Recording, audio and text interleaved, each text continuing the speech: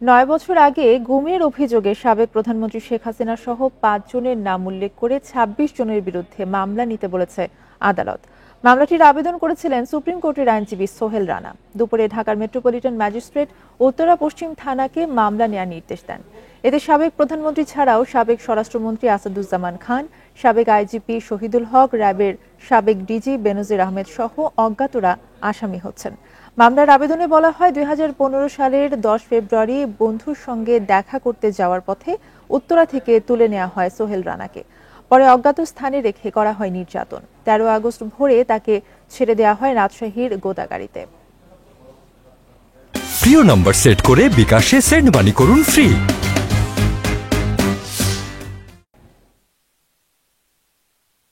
আমাকে তারা গুম করে 8:30-8:30টার দিকে, এর মধ্যে হবে। আর 13ই আগস্ট রাত 3টার সময় তারা আমাকে বের করে, এরপর তারা রিলিজ করে আমাকে মানে রাজশাহী গোদাগাড়ির এক জঙ্গলের মধ্যে। সাবেক প্রধানমন্ত্রীর নাম দিয়েছি, তারপর স্বরাষ্ট্রমন্ত্রী এখানে আছে সাবেক, তারপর শহীদুল ইসলাম আছেন, তারপর র্যাবের মহাপরিচালক সাবেক বেনজির আহমেদ এটাতে আছে। মোট 26 জন, আমি 5 জন আসামি করেছি আর বাকি 20 জন অজ্ঞাতনামা আছে।